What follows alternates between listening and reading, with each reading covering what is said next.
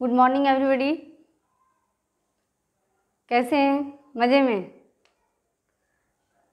देखिए, जैसे कि पिछली बार भी आप लोगों को भी बताए थे, मेरा टारगेट कितना था 80 प्लस, लेकिन इस बार का क्या टारगेट है 85 प्लस।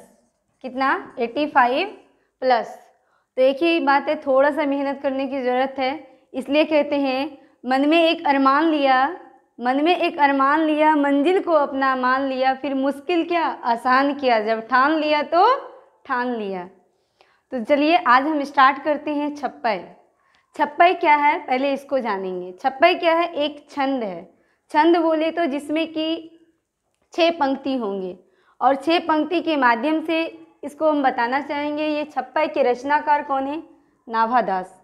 नाभादास दलित वर्ग से हैं, मतलब अत्यंत पिछड़े वर्ग से ये आते हैं। नाभादास का जन्म कब हुआ? 1570 ईस्वी अनुमानित है, ऐसा नहीं है, अनुमान लगाया गया। अनुमान लगाया गया मतलब क्या? हो सकता है ये अनाथ होंगे, यानी अनुमानित है इनका। और जन्म स्थान दक्षिण भारत में। दक्षिण भारत बोले तो किधर हुआ होगा जन्म इनका? तमिलनाडु में हुआ होगा, केरल में हुआ होगा, कर्नाटक में हुआ होगा, यहाँ पे इनका जन्म हुआ हो सकता है, ऐसा अनुमान लगाए। निधन 1600 ईस्वी, ये भी क्या अज्ञात, जन्म भी अज्ञात, निधन भी अज्ञात, और कहाँ जन्म हुआ ये भी कोई इसका एग्जैक्ट बात नहीं है। शिक्षा जो है गुरु की देखरेख में ही स्वाध्याय द्वारा ज्ञान अर्जन किए, सत्संग भी किए, उससे ज्ञान अर्जन किए, मतलब ज्ञान प्राप्त किए। अभिरुचि देखिए, अभिरुचि मतलब क्या होती है? उनकी रुचि। रुचि किस चीज़ में ज़्यादा थी? लोक भ्रमण। लोक भ्रमण बोले तो घूमने फिरने में। भगवत भक्ति। भगवत भक्ति मीन्स भगवान की भक्ति में। काव्य रचना मतलब कविता लिखने में। वैष्णव दर्शन और भगवान विष्णु के दर्शन में विशेष रुचि थी। दीक्षा गुरु बताए थे पिछली क्लास में भी, शिक्षा गुरु होते हैं और एक क्या होते हैं? दीक्षा गुरु। तो शिक्षा गुरु किसे कहते हैं और दीक्षा गुरु किसे कहते हैं? शिक्षा गुरु का अर्थ हुआ जो हम सिखाते हैं, वो क्या है? शिक्षा गुरु। जैसे हम लोग एक शिक्षक हैं, आप लोगों को सिखाते हैं, पढ़ाते हैं, ये क्या हुए? शिक्षा गुरु। और पहले के ज़माने में क्या हुआ करते थे? दीक्षा गुरु। दीक्षा गुरु यानी जो कि हम अपने इसके माध्यम से ये देखते हैं कि उसको कुछ दान दक्षिणा दिया जाता है, उस गुरु की सेवा करने के बाद उनको कुछ दीक्षा दिया जाता है, उसे ही क्या कहते हैं? दीक्षा गुरु।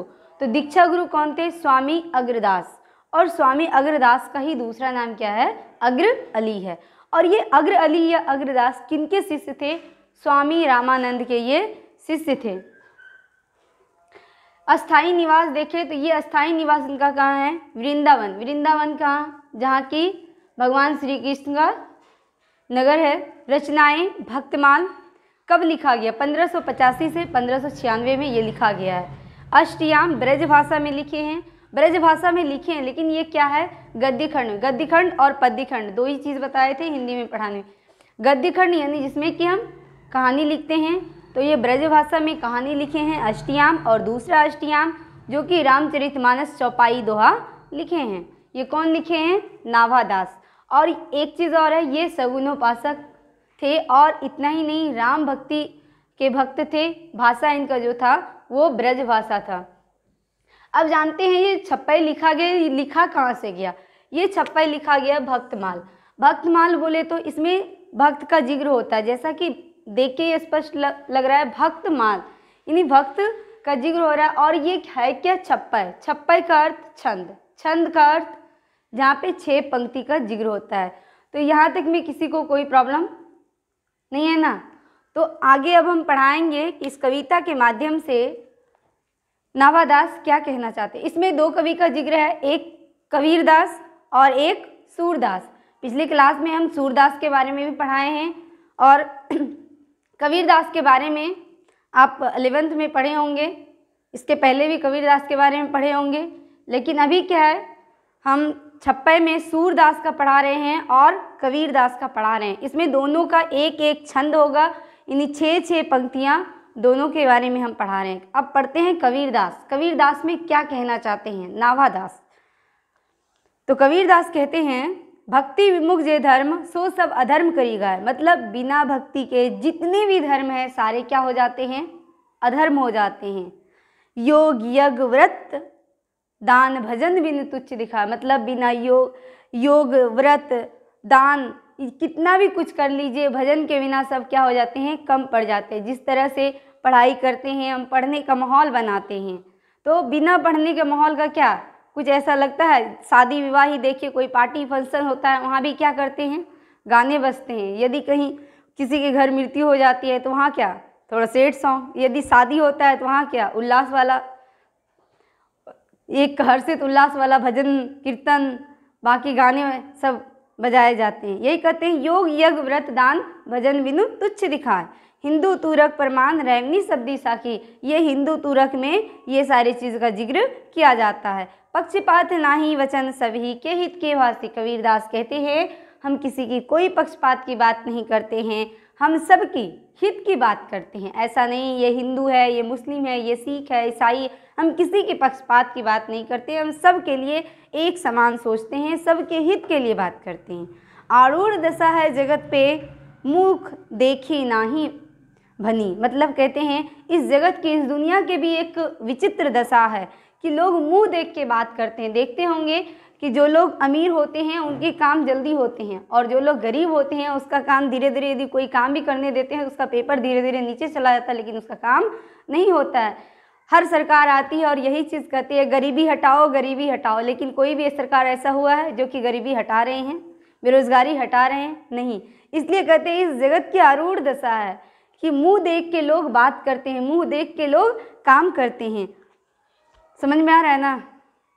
कबीर कानी राखी नाही वर्णाश्रम सठ दर्शन। इसलिए कबीर ने क्या करते हैं, अपना वर्णाश्रम जो है ये भी अपना कोई स्पेशल जो होता है वो नहीं रखा। ये है कबीरदास के, और इसको बोला किसने है, नाभादास ने। लिखे हैं नाभादास ने, और प्रकट किसका किए हैं, कबीरदास का।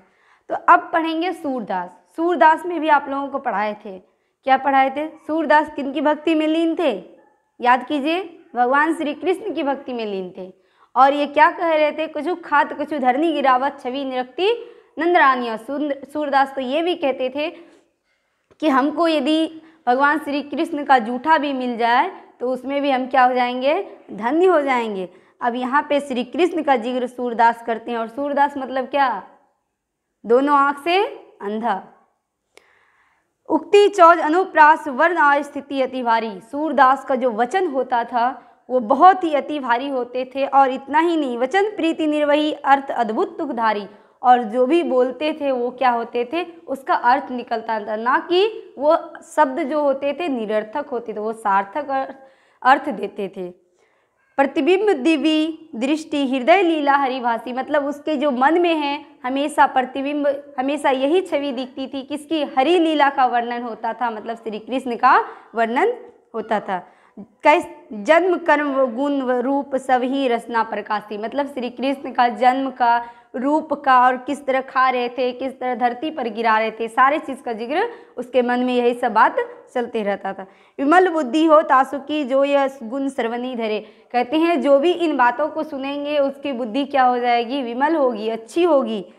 सूर कवित सुनी कौन कवि है। कहते हैं ऐसे कौन सा कवि है जिन्होंने कि सूरदास की कविता ना सुनी हो। और जो भी सूरदास की कविता सुने हैं, जो नहीं सिर चालन करे। मतलब क्या कि सूरदास की कविता इतनी अच्छी होती है कि उनका सर ऐसे ऐसे अपने ही हिलने लगता है, मतलब सिर चालन करे, सिर का हिलना। तो ये है सूरदास और कबीरदास। लिखे किसने हैं, नाभादास ने। एग्जाम में क्वेश्चन किस तरह से पूछे जाएंगे, एग्जाम में क्वेश्चन पूछ सकते हैं। पहले ऑब्जेक्टिव में हम देख लेते हैं, तो पूछ लिए जाएंगे छप्पय के रचनाकार कौन है। तो कौन है, नाभादास। बताइए आप लोग कौन है, नाभादास। और नाभादास पूछ लेंगे छप्पय किस भाषा में लिखे गए हैं, किस भाषा में लिखे गए हैं, ब्रज भाषा में। और छप्पय कहाँ से लिया गया है, भक्तमाल से लिया गया। भक्तमाल का रचना काल कितना है, 1585 से 1596 ईस्वी में। और नाभादास के दीक्षा गुरु कौन थे, दे देंगे अग्र अली, और स्वामी रामानंद तो कौन हो जाएंगे, अग्र अली होंगे। और अग्र अली का ही दूसरा नाम क्या है, स्वामी अग्रदास। तो ये है ऑब्जेक्टिव टाइप से क्वेश्चन। अब सब्जेक्टिव में क्या पूछे जा सकते हैं, उसमें जो पूछेंगे वो पूछ सकते हैं कि निम्नलिखित पंक्ति का भावार्थ स्पष्ट करें। तो भावार्थ कैसे स्पष्ट करना है, भक्ति विमुख जे धर्म सो सब अधर्म करी गाय, योग यज्ञ व्रत भजन दान भजन में तुच्छ दिखा निम्नलिखित पंक्तियों का भावार्थ अपने शब्दों में स्पष्ट करें। तो इसको सबसे पहले क्या करना है, लिख लेना है कि ये किस पंक्ति से लिया गया है, कहाँ से लिया गया है, इनके रचनाकार कौन है, इसके बाद सारा चीज़ लिखना है। कोई दिक्कत? ठीक है, फिर मिलते हैं। कोई प्रॉब्लम है तो पूछ सकते हैं। 1 मिनट और। कहते हैं शिक्षा वह शेरनी का दूध है जो जितना पिएगा वो उतना ही दहाड़ेगा। इसलिए आप लोग ईमानदारी से मेहनत कीजिए। हम लोगों का जो लक्ष्य है वो निश्चित है कि वो पूरा होगा 85+। बस थोड़ा सा ध्यान दीजिए। कोई प्रॉब्लम? फिर मिलते हैं नेक्स्ट क्लास में। तब तक के लिए जय हिंद, बाय।